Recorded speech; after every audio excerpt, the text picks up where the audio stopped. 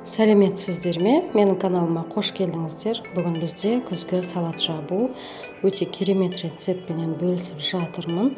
Өзімнің үнемі дайындайтын салаттарымның бір түрі.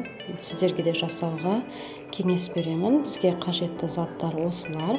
Оны өзіңіз қалауыңыз бойынша көлемін арттырып жасасаңыздар болады. Ең алдыменен сәбізден бастадым. Сәбізімізді төрт бұрыштап турап аламыз. Үйлеріңізде төрт бұрыштылап турайтын заттар болса, солменен тезірек турап алсаңыздар да болады.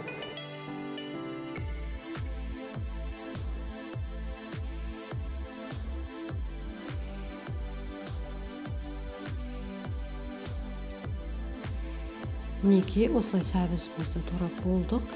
Енді баялдымызды турайтын боламыз. Баялдымыздың осылай ұзын шалап етіп, барлық емес, әр жерінен осылай ұзын шалап қабығын кесіп алып шықсаңыздар болады.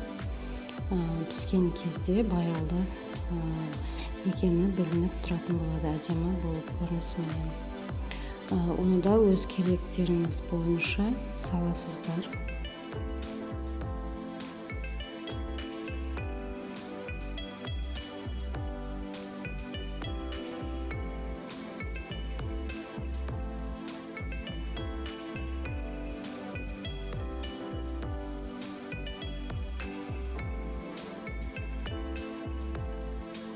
Баялдымызды да төрт бұрыштылап турап шығамыз.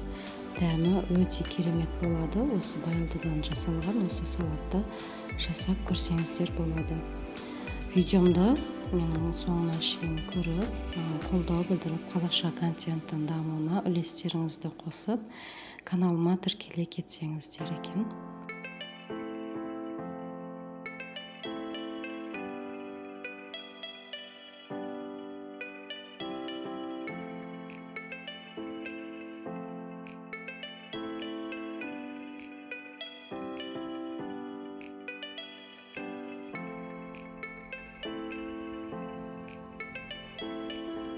Қызыл және жасыл бұрыштарымызды, тәтті бұрыштарымызды да осылай төрт бұрыштылап турап шығатын боламыз. Мен екі түрін араластырып жасадым.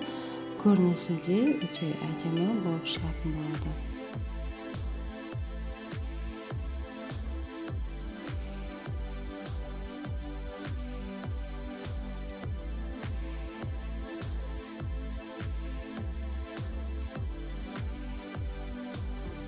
Аскөкті қалауларыңыз бойынша салсаңыздар болады. Осылай ірілеу етіп турап аламыз. Мен де укроп және петрушканы қолдандым.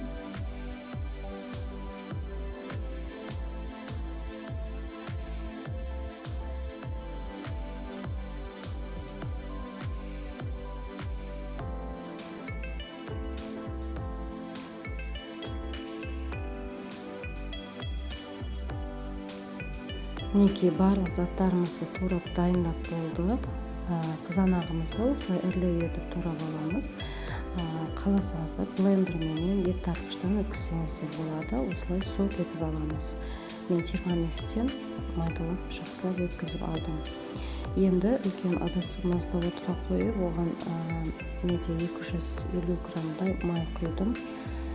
Майымызды құйып, қызған соң пиязымыздан бастап қуырып бастаймыз.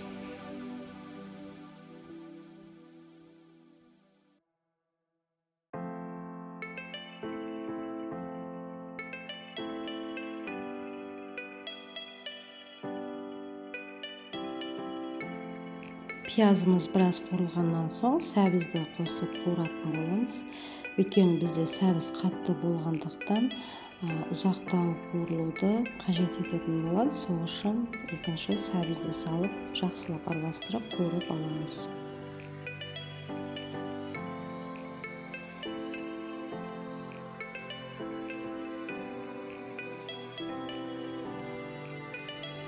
Енді бізде болгар бұрышын салып қуыратын боламыз. Барлық затымыздың арасын 10 минуттап арасын қуырып, осылай ұзартып аласыздар. Соңында қызанақ суымызды құятын боламыз.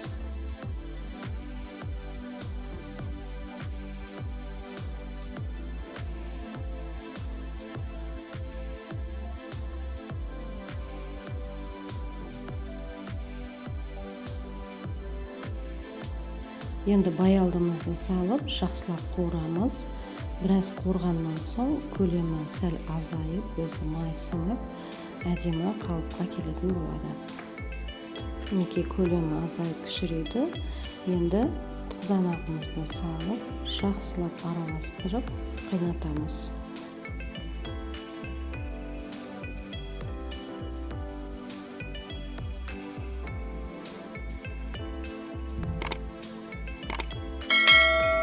Достар, менің каналымның дамуына өз үлестеріңізді қосып, менің каналыма тіркеліп, лайк, комментарий жазып қалдыруды ұмытпаңыздар. Осы айда 1000 оқырманға жетуге алдыма мақсат қойдым. Өз үлестеріңізді қоса кетсеңіздер, қуанышты болар едім. Енді біз тұзымызды салатын боламыз. 1,5 қасық тұз салып, және де ащы қызыл бұрыштан да салып, дәмін келтіресіздер. Татымын көріп отырасыздар. Енді сарымсағымызды саламыз. Оны да араластырып, жақсылап қуырып алатын боламыз. Дәмін міндетті түрде көріп отырып, тұзын келтіретін боласыздар.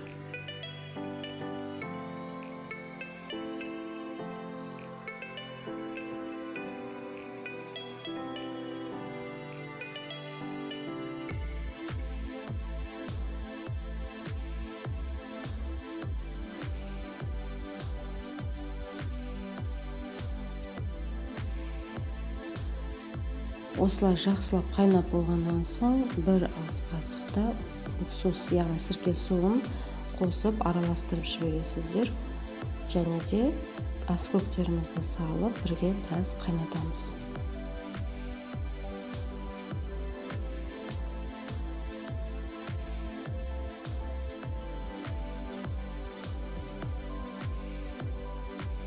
Мінекей салатымыз дайын болды. Осындай бір қалыпты араластырып жіберіп, банкаларымызды стерилизовать етіп аламыз крышкасымен. Міндетті түрде енді салатымызды қойып, барлығын шетінен жауып шығатын боламыз.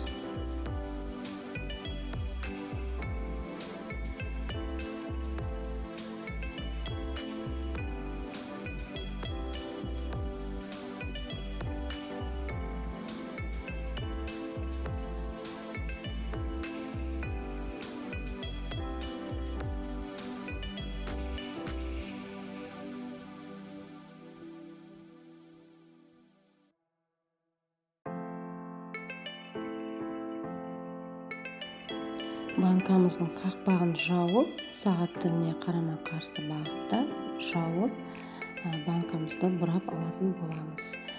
Мінекей өте керемет салатымыз дайын болды. Қоюлығы да өте тамаша.